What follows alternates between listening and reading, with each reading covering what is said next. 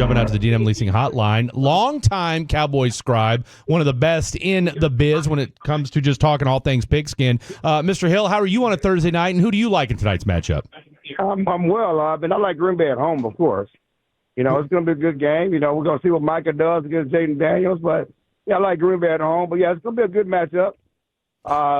It's already been, Green Bay not had to penalties look like they were moving pretty good. And I know they're in field goal range right now, and the quarterback looks like he's throwing the ball pretty well. But it's going to be a good game, a good Thursday night game.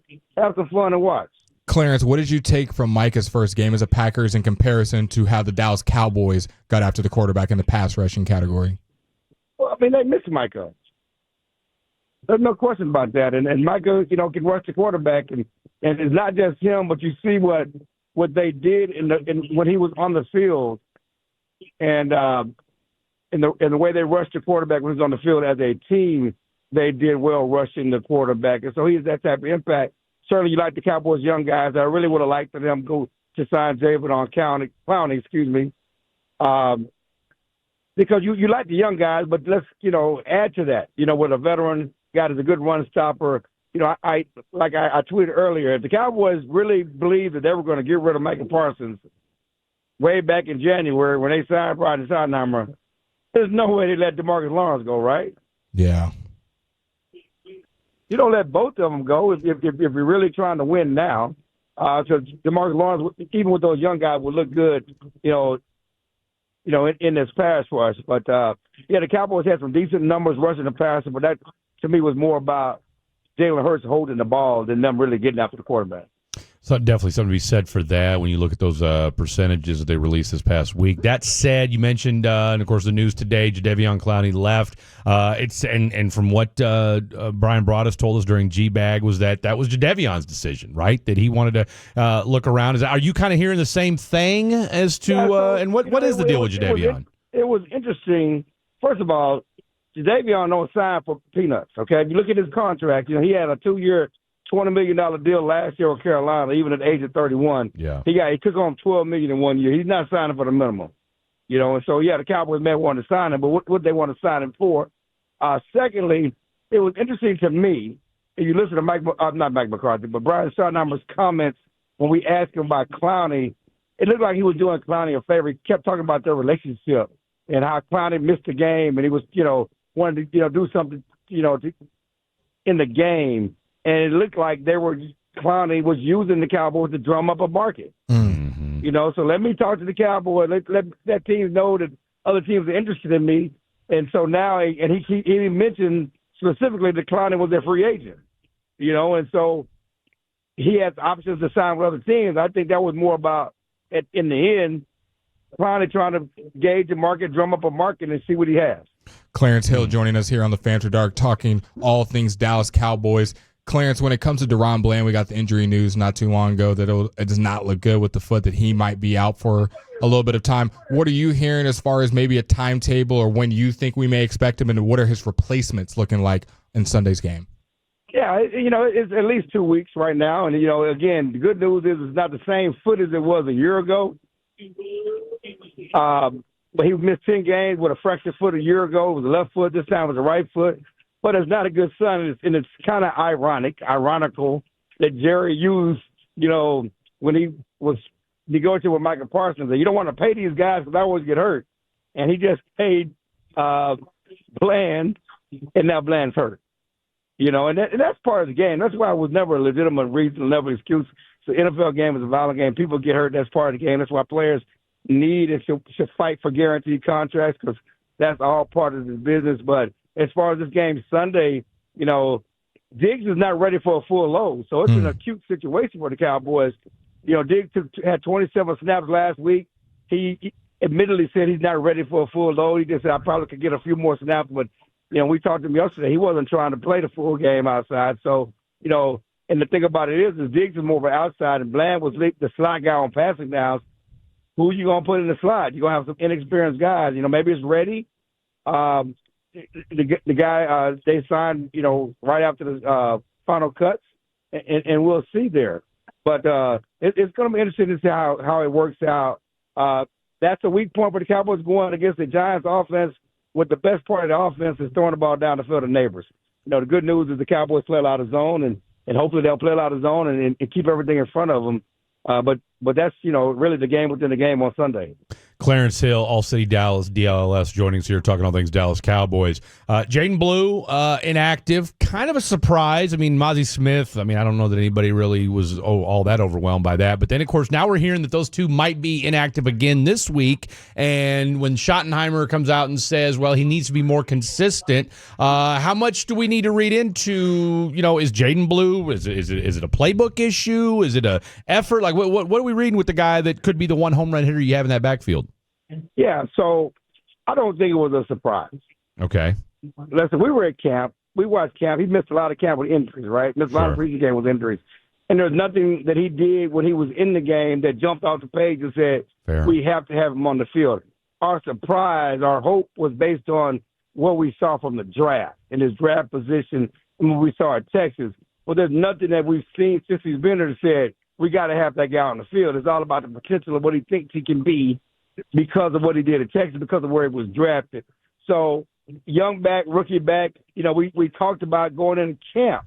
There were questions about his professionalism and how he approached the game, and he used that as motivation. I'm going to show you when I get to camp. And they tacitly talked about it. They didn't really come out and say it, but there were questions about all of that, and I think that's all part of the equation here. You're a rookie, you miss time. When you're on the field, it's about the 11 guys, not just about you. And can you pass protect? Can you do the things? Are you going to do the right? Can we trust you? And those sort of things. So it's certainly not time to give up on Blue, and he's going to be a part of this offense. But it's early in the season. Let him get his legs under him, and let's see.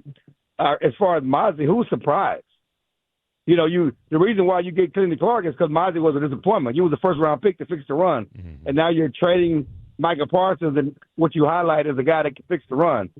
And then the fact that he's a healthy scratch, your first-round pick is not even a backup, man, that just tells you that we're talking about a guy that's basically cut still on the roster, but he has a guaranteed contract, so you're not going to cut him because you have to pay him anyway, but yeah, this looks like the end of the road with the Cowboys of Micah Smith. Clarence, what was your read on the offensive line and their Week 1 performance against we thought pretty good Eagles D-line? Obviously, Jalen Carter gets ejected before the game starts. There no easy feat in Week 2 going against the New York Giants defensive line. What do you think of Booker, Guyton, Steele, some of the guys with some question marks over their head, obviously with Booker being a rookie? How do you think they fared? And kind of what are the coaches saying after that Week 1 performance? Oh, yeah, let's be honest. They played better than expected, and that's kind of where we are, right? Mm-hmm. They played better than expected because there were low expectations, especially with Tyler Guyton, who had missed all the camp and struggled as a rookie. So they played better than expected. And it did help that Jalen Carter wasn't there. They did change their blocking scheme, so they did have a plan for Jalen Carter. And the fact that he wasn't there changed up and helped them with their running game. But, it's a 17-game season. Let's see it all play out. But, yeah, they had a good first outing, but they got to continue that. Clarence, and look, we could sit and watch video all day and depict however we want to. Bottom line, George Pickens, 3 catches, 30 yards.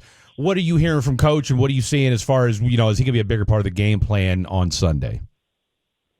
The funny thing is, if CD catches those balls, we're not talking about Pickens. Yeah.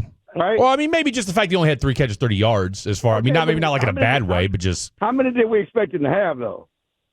CD is the number 1 receiver here. He's going to get the bucket of load, as you saw. True. And he's going to get the bucket of targets, as it has been the case since he showed up. And what you like is the big plays that you got from Pickens. The first pass down the field on the opening drive. You did have the pass interference. Passing those, that's what you want from Pickens. Yeah. And then even on the final drive, at the big third down conversion to catch, he's a big guy to make those tough catches.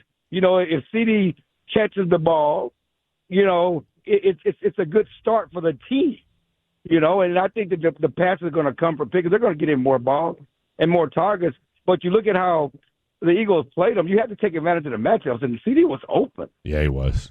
Most of those passes CD were not forced.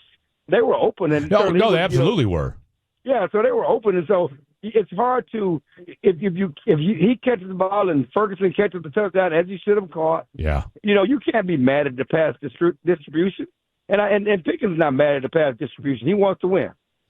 Clarence, I want to talk about some backup guys on offense. Jalen Tolbert, Kavontae Turpin at the wide receiver position, at the tight end position, Schoonmaker, and Spanford. What do those guys in particular need to do to get more reps? And we saw Turpin being used more in the offense, but just in general for them to get more playing time, what is their path to reps?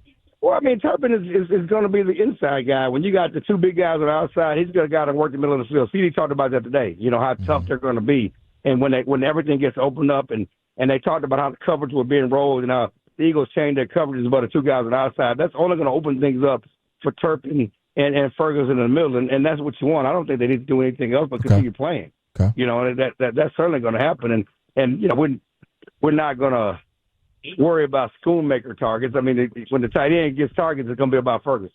Mm-hmm. And they did try to throw one to Schoonmaker, and they did try to throw one to Brevin Spanford, and those things. Dak's going to try to do the seam balls to the big guys down the middle, but we know who the primary pass catchers are, and they're 3, 88, 9, and 87. You mentioned that Jake Ferguson should have scored the touchdown. What was our overall takeaway from his performance on Thursday? I felt like I was wanting a little bit more from 87. No, you don't. You got to catch that ball. I mean, that's who you are. I mean, right? You're going to get hit. You got to catch that ball, and that ball was catchable. And if he caught the ball, he could have turtled up and protected himself from the hit. But that's a ball that has to be caught.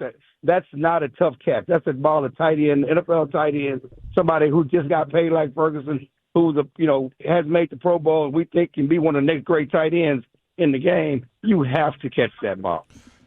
Get you out of here with this, Clarence. What is Clarence Hill watching from now until Sunday to get him ready for this Cowboys game? What injury news or just game planning news are you looking at before this game happens? No, I think that they're gonna throw the ball up and try to take advantage of that secondary. So look for Pickens, look for CD, who's very motivated, who talked today about not sleeping at all on the weekend and being frustrated and wanting to make up for those drop passes. And so the Giants' secondary is the weakest part of their defense.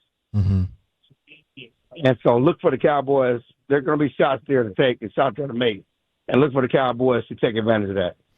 Fantastic stuff, Clarence. I know the people are already following you, but for the 2 or 3 that maybe don't know where to find your stuff, where can they find you out on social media? X, Clarence Hill Jr., all run together. If you follow me, you get all of me. I'm not just a C-man, so I talk about a lot of different things. College football, social justice, whatever else.